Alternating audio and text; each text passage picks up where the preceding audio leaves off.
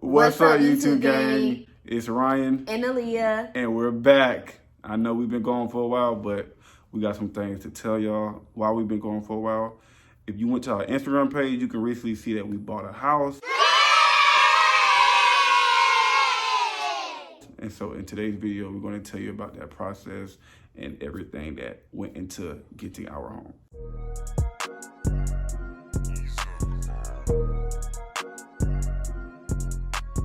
we're going to take you guys along this journey with us because as millennials, I see like a lot of people posting, or just Instagram in general, always posting kind of like the aftermath and kind of like glorifying the finished product. But we kind of want to take you guys along this journey and kind of like help you with some of the things that we use, or give you tips and kind of like guide you along the way if you guys are in this process or want to go through this process in the future. We'll probably post a budgeting video. We'll post a tour of our home and kind of like the pros and cons of the entire process. But kind of just like let us know below what else you would like to see that we didn't mention, or if you do agree that some of those topics that we said you do want to watch, just kind of like comment below, let us know your thoughts, and we're excited to take you guys through this journey with us. So the first thing that we did, we've been wanting to buy a house for quite some time now. We started looking like over a year ago, kind of just like casually looking, kind of seeing what we wanted, what we could afford. And our first thing we did, I would say towards the end of 2020, is we kind of like set some goals for ourselves that we wanted to do in 2021. So on that list was buying a home and a lot of other things. And what we decided to do is, I've been doing it for quite some time now, but I brought Ryan along to adopt the ideal as well. And any goal that I ever have, I always write in my Bible. So we got together kind of on our goals that we want to do together and personally, like within our careers, and we wrote it down in the Bible, and buying a home was on there. So after that, we started to budget. So we started listening to Dave Ramsey a lot, kind of using the snowball effect to pay off some of our debts and to create a savings account. So what is the what's the first step in Dave Ramsey model, Ryan? Let's see if he remembers. What was our first step we did in this process? Do you know? Do you remember? Y'all help me out. No, budgeting. What was the first thing that Dave Ramsey said you had to do? We had to pay down, we had to take all the small debts first. He said we had to save $1,000. That is the number one rule for Dave Ramsey. You guys should take a look. I'll put it below in the comment box. But basically, the first step is to save $1,000. As you can see, I am the financially literate one in the relationship. So, you know, in each relationship, everyone has their strengths and weaknesses, and I am stronger in this department. She's my strength. Yes. So, okay, so basically what we did, we actually did this in 2020 though.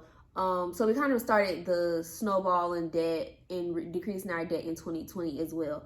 But the first step we did was save $1,000. We had separate savings account, but together we wanted to get together and jointly save $1,000. So with that fund is basically emergency fund. So while you're basically attacking and snowballing your debt, if anything was to come up, say something happens to your car, or you have to go to the emergency room, etc., it doesn't affect what you're doing to eliminate your debt. So that was number one. And then budgeting. So we can do another video like more in depth on our budgeting process, but basically what we did is we have an Excel file, and again, another Dave Ramsey quote is, we told our money where to go, so we weren't wondering where it went. So essentially, we would say, okay, this is what we're making per paycheck or per month, and these are all of our bills. That includes subscriptions, gas, hair, nails, like whatever you pay for within that time frame. You need to put that down on the list so you can allocate and see, okay, this is how much I am spending and what I'm spending it on. You want to take on number two? Yes, so after we got our budget together, like I said, towards the end of 2020, we was already planning on moving. The second thing that we did was downsize. We moved to a smaller apartment. We went from a 3-bedroom apartment to a 1-bedroom apartment. It was 3-bedroom, 2.5 bath. It was a townhome. It was really nice. He had his room he could go. I had my room for my business, / guest room. Like it was a lot of space. So we really loved it, but we took the sacrifice to go ahead and downsize. And so we downsized. So now we're in a 1-bedroom apartment. Obviously it's cheaper than our last townhome, but we're also able to attack our goals on the savings and all that stuff, okay? And so that process was kind of stressful because I had a ton of things going on that week. We had to move from like leaving work, going straight to the house to pack. It was just tough. And we stay on the 3rd floor, guys. Stay on the 3rd floor. So originally we had a 2nd floor apartment, but the people who were supposed to move out decided they didn't want to stay, so they gave us a 3rd floor apartment. So now we're moving couches, TVs, dressers, all that good stuff, all the way up 3 flights of stairs. 3 flights of stairs. It did end up being cheaper though, so I mean, I guess that helped. So you can't have your cake and eat it too, I guess. So that was, I mean, once it was done, you know, obviously the relief of the moving and all that stuff. Moving is never fun, so I mean, no matter where you stay at, studio apartment, 1-bedroom, no matter.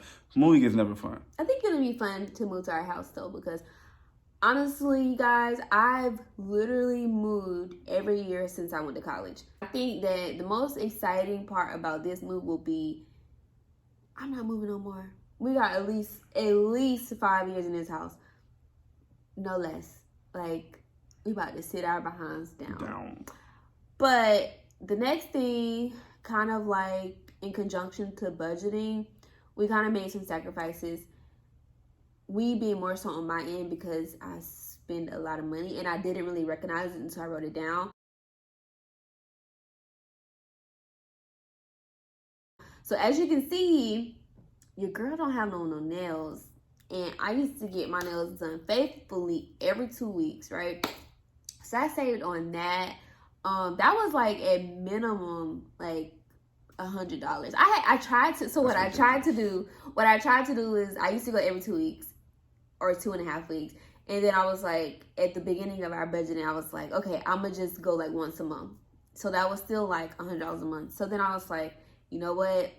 In order to meet this goal, you're gonna have to just take it out completely. So I took it out completely. So no more nails. Quarantine helped a lot.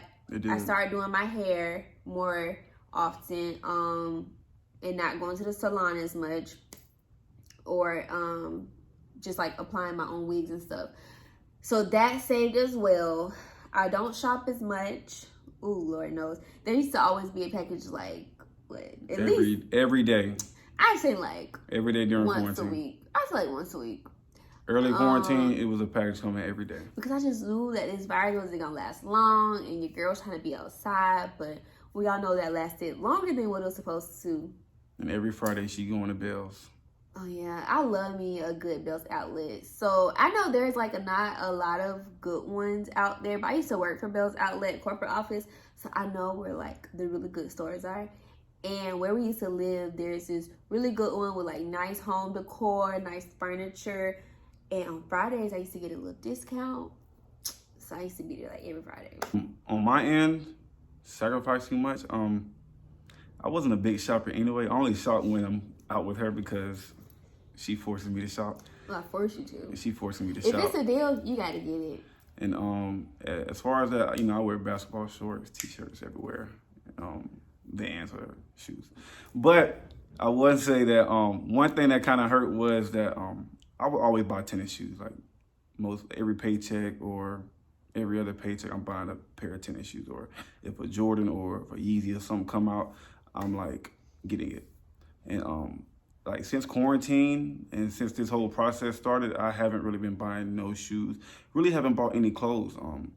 think I bought a T-shirt for Valentine's Day, and that's pretty much it. Other than that, anything that I spend money on is either for my job or other than that, that's pretty much it on the sacrificial part of this whole process.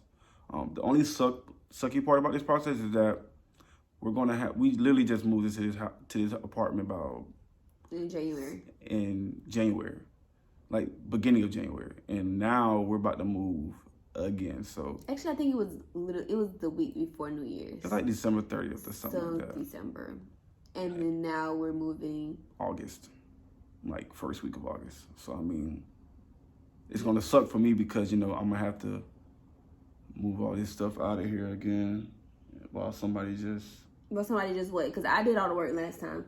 She did, y'all. I really appreciate y'all. I was real busy at work and had a lot of stuff going on in life. Yeah, don't try me. And she picked up, so I can't even talk bad about her. Good thing this is his turn. Good thing is though, we still have some stuff that's boxed up, so at least we don't have to go through all that and try to box more stuff up. So if we can get movers, that's the goal. Yeah, they texting. Yeah, but movers are expensive, y'all. Like I always been a guy like I can move it myself, I can do it myself.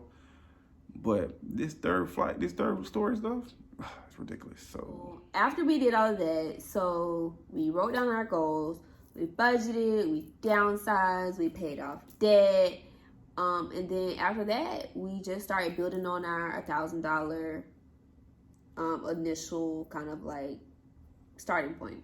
So we save all those areas that we took away. We then just moved into a savings account to basically boost our savings and get to our goal. Comes the fun part where we've been searching, we've been looking, and we found a place. We found a place in March, actually, like kind of around my birthday. So my birthday is March 31st. So we found a place maybe like a week before then. We found the place a week before then, and it was like literally right before her birthday. Yes, and I was like, oh, this is like the perfect birthday gift. We found it. We went and put down our initial deposit. We had taken pictures. Like it was just, everything was just like falling in line, and we've been doing new construction, so we were expected to move in more so in like October, November. So that was even better. When we made our deposit, and the guy that we were working with was just really nasty. So what happened is with a lot of new construction, they would like you to go with their preferred lender. At the time, we did not want to do that, and so that kind of like upset them, and they were just like nasty and unprofessional. So we were like, you know what? Give us our money back. We don't want to go with y'all. Like whatever. Like we're not that desperate for a house, and it was just like very like sketchy. Yeah. So we were like, we're not gonna beg you to take our money. Exactly. So we were like, nah, we good. So we went and picked up our money. And another thing was that the reason why it was so frustrating was because we went and visited this place before. So we went to this neighborhood, we visited, talked to the guy. The guy was like, yeah, go get a pre-approval, bring your letter back. We'll start the process then. Mm-hmm. So, we're happy, we're young, we're excited. We go back, we get the pre-approval letter, we bring it back to him. And so we bring it back to him, and now he's questioning our pre-approval letter. Yeah, he was like, I don't even know who this guy is, and just real nasty. Then he got on the phone with the guy that we got approved with, because my parents just refinanced their home through this guy. So we're like, okay, we'll go through him. So he got on the phone with him, and he was like, the guy basically said he was really nasty and ended up hanging up in our lender's face. So that kind of right there was a red flag. It was very unprofessional, and and my parents basically advised that we not go with them. They're not the only builder where we live, and there's other opportunities. We weren't in a crunch time to find a house. So, there was no love lost. And I was to say that I knew that it wasn't really for me, because I wasn't even upset.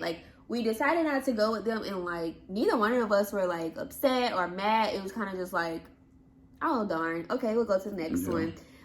So I feel like that was another thing. I feel like it was just God telling us, to move on, because literally maybe a week or two later, I think it was like 2.5 weeks, we literally found another house. It had more, it offered more, it came with more incentives. Like, it was just all around a better deal. We had already looked at this builder before, and we were like, okay, we're gonna go with them. So it kind of just like worked out. I definitely feel like writing our goals down and keeping God at the forefront this entire process has kind of like led us to the right direction. And it was really crazy because the girl that helped us find this house, we met her literally our first house we ever looked at. It was with a different builder, but we met her the first time. And so when we came up, I was like, you look so familiar, again, because she was with another builder at the time. I was like, you look so familiar. And she told us that she was with that builder. And we were like, oh my God. The first house we ever looked at this entire process, probably starting a year and a half earlier, she was there. And then we ended up signing our contract, putting in a bid and signing our contract with her and getting the house. So it was just like crazy how everything worked out.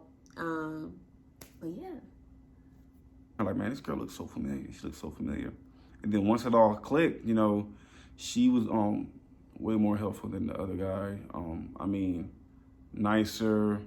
She was just more in tune with us. Like the other guys, like he kind of didn't want nothing to do with us. It's kind of like, hey, we're gonna take your money, we're gonna put you in this home, and just that be it. Yeah. And like with her, like even now, she's still like helping us through this process because we don't have a realtor. So everything that we're doing so far is kind of just first time experience. Me and her we just going through this together.